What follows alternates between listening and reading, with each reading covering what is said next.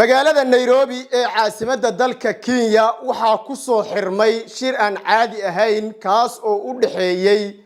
madaxda dawlad goboleedyada Puntland iyo Jubaland iyo qaybo kamid ah raggii la magac baxay madasha samata bixinta Soomaaliya waxaan kula wadaagayaa war murtiyeed ka kooban 5 qodob oo ay soo saareen ma kuwa dhaqan gali doona danta laga leeyahay maxay tahay si lamida waxaan kula wadaagayaa Xasan Sheekh Maxamuud oo lagu sameeyay waxaan caadi ahayn dantii lahaana laga gaaray balse waxaan jecelahay intaanan xogaha iyo sharaxaadda guda gelin muuqaalkan qabo oo si sheer garee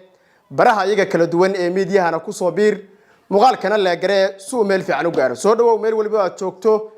iyo si kasto muuqaalkaygu uu ku soo gaarayo maalinimada maantay magaalada Nairobi ee caasimadda dalka Kenya waxaa ku soo xirmay shir aan caadi ahayn oo maalmihii la soo dhaafay uga socday madaxda dawlad goboleedyada Puntland iyo Jubaland iyo qaybo kamid ah madasha samata bixinta Soomaaliya la magac baxday waxay soo saareen 5 qodob oo aan caadi ahayn qodobka koobaad waxay dhaheen madashu waxay isku raacday in la dhiso golaha mustaqbalka Soomaaliya oo ay ku midaysan yihiin madasha samata bixinta iyo dawladaha xubnaha ka ah dawladda Soomaaliya Puntland iyo Jubaland qodobka labaadna waxay dhaheen waa in si dhaqso ah shir la iskugu yimaada gudaha Soomaaliya si looga arinsado go'aanada looga gaaro xaaladda guud ee dalka Soomaaliya ka jirta qodobka saddexaadna madashu waxay isku raacday in shirka soo socda lagu dhameystiro dhismaha golaha mustaqbalka Soomaaliya qodobka afraadna waxay sheegeen shirku wuxuu ugu baaqayaa guud ahaan ummadda Soomaaliyeed inay meel uga soo wada jeestaan ilaalinta iyo ka shaqaynta midnimada xasiloonida dalka kana hortagaan cid kaste oo dhaawacaysa wada jirkooda qodobka shanaadna waxay dhaheen waxaan dawladda Kenya uga mahad celinaynaa dadaalada ay uga jirto gudaha Soomaaliya si Soomaaliya cagaheeda ay ugu istaagto marka inta laga gudbo qodobadan 2 qodob oo kamid ah waa meel qodob kalena waa ay ku ceeboobeen raggan maalinimadii maantay shirku ugu soo dhamaaday magaalada Nairobi waa 2 qodobe horta wax madashii samata bixinta la yiraahdo meesha laga saaray waxaana la dhisay golo dhameystiran oo lagu magacaabo golaha mustaqbalka Soomaaliya taas oo ay ku midaysan yihiin mucaaradkii la magac baxay samata bixinta iyo madaxweynaha isku caano shubay ee Jubaland Axmed Maxamed Islaam Axmed Madoobe iyo madaxweynaha maamul goboleedka Puntland Saciid Cabdullaahi Deni taasina waxay Xasan Sheekh Maxamuud ku abuuraysaa walwal iyo walbahaar maadaama raggan madasha samata bixinta ay ku shirsanaa Muqdisho ay maanta garab kale oo mucaarada kuwaas oo ka gooya siyaasadda gudaha Soomaaliya ay heleen waana mid Xasan Sheekh Maxamuud dhabar jabin ku ah qodobka labaadna waxay dhaheen waa in la iskugu yimaado gudaha Soomaaliya si loo dhameystiro golaha mustaqbalka Soomaaliya waa su'aasha isweydiinta mudane xageebo ka dhici doona shirkaas la iskugu imaanayo waxa laga heshiiyay sidaan xogaha ku helayno shirkaas inuu ka dhaco magaalada Garowe ee caasimadda maamul goboleedka Puntland halkaasna la iskugu tagayo halkaasna madasha lagu soo dhidbayo oo madal caadiya oo mucaarada la sameeyo taas oo mucaarada kala socda iyo mucaarad kala jaara uusan jirin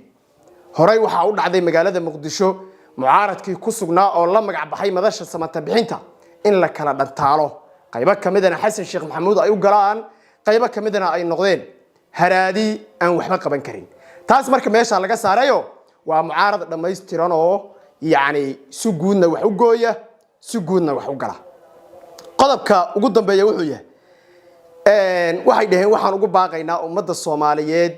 inay ilaaliyaan midnimada iyo wada jirka kana hortagaan qof kasta oo lid ku midnimada Soomaaliyeed haddii qodobkaas dul istaago nimankan mucaaradka ah qaybo kamid ah waxay ku yihiin kansar Soomaaliya waxayna kamid yihiin dadka maalinba maalinta ka dambaysa waqti ku bixiya inaysan Soomaaliya horumar gaarin wadajir yeelan qarannimo u istaagin cagaheedana aysan ku socon waana niman u shaqeeya shisheeye iyo dawlada necab jiritaanka iyo waxgalka Soomaaliya kana soo horjeeda qarannimada iyo madax banaanida Soomaaliya qaybo kamidana waa rag dhowrsoon oo mucaaradnimo lagu yaqaano oo kursigaas kaliya hami uga jiro laakiin wax kale oo u weheliya aysan jirin marka la isku soo duuduubana madashaan qofka kaliya oo ka adima waa madaxweynaha Puntland Saciid Cabdullaahi Dani kaas oo waqti iyo juhdi kii ugu dambeeyay ku bixinaya qaab kasta iyo wada kasta oo ku noqon karo madaxweynaha Soomaaliya ee bedeli doona Xasan Sheekh Maxamuud qodobka ugu dambeeya waxay dhaheen shirku wuxuu uga mahadcelinayaa dawladda Kenya dadaalada ay ugu jirto sidii Soomaaliya ay u heli lahayd xal iyo xasilooni iyo horumar taas waxay noqotay mid bahdil ku ah raggan maanta shiray waayo waxaan ognahay Kenya sida ay Soomaaliya waqtiga ugu galiso inaysan istaagin horumar iyo baraara yeelan wadajir iyo midnimo yeelan taas bedelkeeda maalin kasta waxa ay ka shaqeysaa qaab kasta iyo wada kasta oo Soomaaliya ku burburayso waana mid uu ku nool yahay madaxweynaha isku caanashubay ee Jubbaland waana mid qasabtayba in ay Kenya u mahadceliyaan sababtoo ah Kenya Axmed Madoobe ayay gacanta ku haysaa waxayna ka soo horjeedaa in la dhaafiyo maamul goboleedka Jubbaland taas bedelkeeda waxay diidan tahay in shakhsi kale la geeyo reer Jubbalandna ay yeeshaan midnimo iyo wadajir iyo xal waara dawlad goboleed rasmi ah oo horumarka Soomaaliya ka socdana la tartama ayay diidan yihiin waana qayb kamida dawladaha shisheeye ee Soomaaliya ay ka degweeday qodobkan sababta meesha lagu soo xusayna waa in Axmed Madoobe Kenya ay gacanta ku hayso waqti iyo juhdina ay ku bixinayso hatta 13 sano inta iska daysid inuu 20 sano oo dambe si joogo oo uu xukumo xafiiska maamul goboleedka Jubbaland taas oo aan ka socon wax horumar ah iyo wax baraara ah taas bedelkeeda ay ka socdaan kala irdhayn kala dil midnimo la'aan reer Jubbaland iyo wax qabad la'aan joogto ah muuqaalkayga intaan aan ku soo gabagabaynayaa intaan barnaamijka noocan mid lamid ah ku kulmi doono waa Ibraahim Culumo oo idin la sidaasi nabadgeliyo amaana Allah muuqaalkana fogeeyo meel fiican gaarsiiya السلام عليكم ورحمة الله تعالى وبركاته rugo madax xanuun iyo wixii lamid ah xarunta munasaax ee toobinta iyo masaajka waxay ku haysaa toobinta jirka toobinta madaxa masaajka jirka iyo dareegista jirka munasaax waxay ku taalaa degmada Caabudwaaq ee waqooyiga gobolka Galgaduud waxayna ku siinaysaa adeeg toobin oo dhameystiran wixii faahfaahin inta dheer kala xiriir lambarada shaashada saaran